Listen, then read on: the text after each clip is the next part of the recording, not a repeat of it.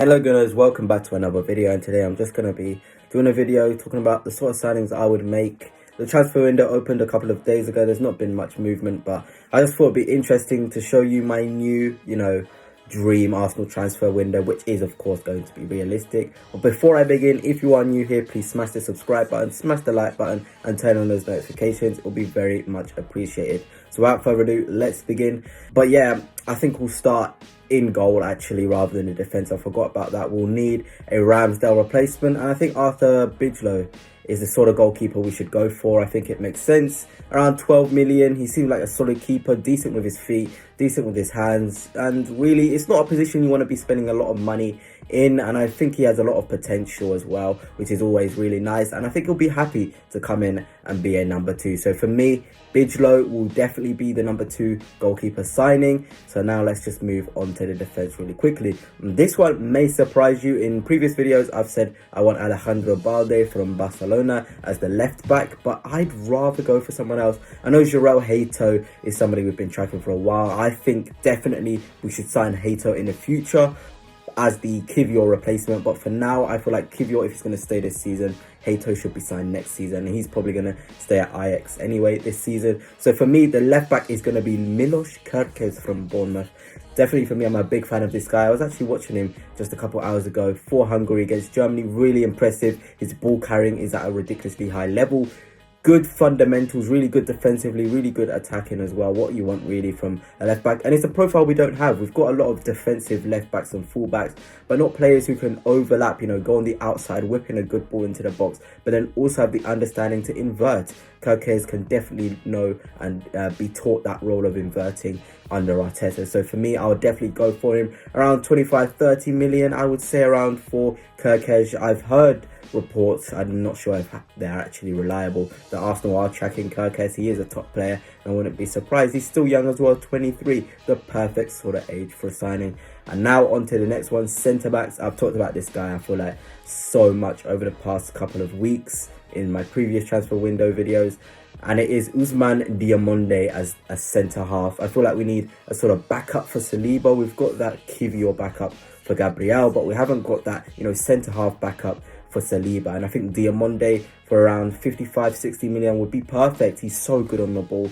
He has the ability to come into midfield with the ball carrying in there. His passing ability is top notch. He loves a cheeky switch onto the other side of the pitch, and he's just really comfortable. He can play left back as well, centre half, right back. He's just what they call the Ivorian John Stones in the way he plays football. So I feel like it'd be really exciting and a really good addition. We really don't want to go into another Premier League season without, a certified Saliba, backup, because it's really dangerous. You lose Saliba, you haven't really got quality in there to play right centre half. I know we've got Ben White, I know we've got Tomiyasu who can play in that position, but we want high quality players who, play there week in, week out and have the same, fundamentals that William Saliba has. Yeah, but that is it for the defense really. I don't think we really need a right back. I feel like we've already, got enough in that area with Timber definitely coming back.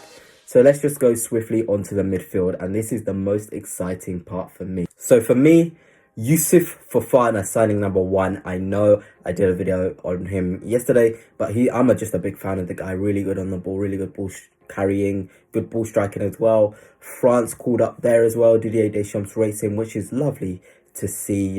If he's getting into that really competitive French squad, it just shows how much of a brilliant player he is.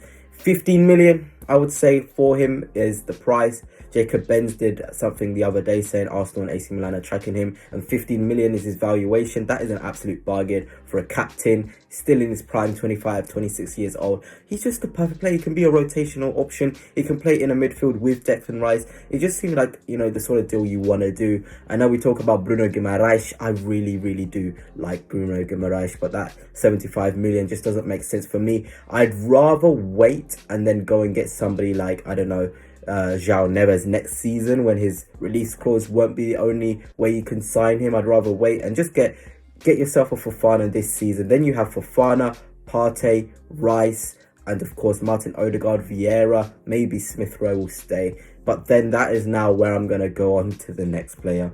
I've talked about this guy every video, and that guy is Desire Doué.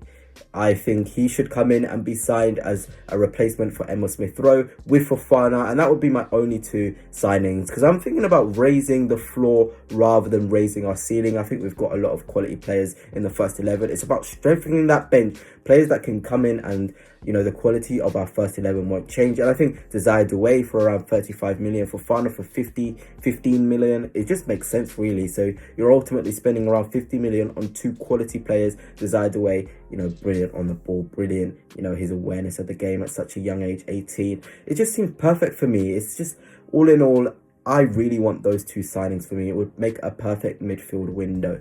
So now on to the attack. A lot of talk about a striker. Let's go and get Osimhen, let's get Gyökeres, let's get Sesko. But I don't think we need a striker. I think Gabriel Jesus and Havertz is enough for me. I'm more thinking about wingers, and the sort of winger I want, upon review, I've looked at a couple of wingers, is Nico Williams from Atletico Bilbao. What a player he is. He's still so young as well, 21 years of age, 5 years older than Lamine Yamal. That's crazy to say that. But yeah, Nico Williams, 50 million release clause as well, fairly cheap. His wages are ridiculously high, but at some point you've got to pay premium wages for these quality players. And the good thing with Nico Williams is he can play left wing and right wing, so that's both situations sorted out in terms of a Saka backup, and then also a left winger who can, you know, play against Martinelli, play against Trossard. Something a bit different on that left flank, a bit of trickery, a bit of pace, and a bit of skill really. You know, we know Martinelli didn't have the best season last year, so maybe someone like Nico Williams could come in and then even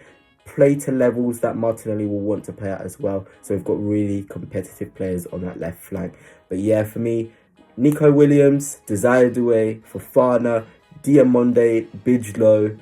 I know I've said Kirkes as well. I think that will go up to the summer spending to around 250, 300 million. I'll definitely put, you know, the prices next to where I'm talking, so you can get a general view of how much money would have been spent. Of course, outgoings, I think a lot of players will have to leave. I've talked about it before. The likes of Nelson, Smith-Rowe, pure profit there, 25 million, 20 million. You got Nketiah as well. Has definitely got to leave the club.